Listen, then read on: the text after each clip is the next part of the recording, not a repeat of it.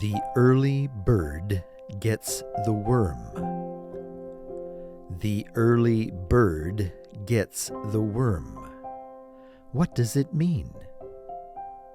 It means that those who arrive first get the best opportunities. Those who are first in line have the best chance to get one of the few tickets left. The first ones into the store when the doors open have the best chance to get the items on sale before they are gone. Those who are the first to arrive at work have the best chance to get the fun tasks. The early bird gets the worm.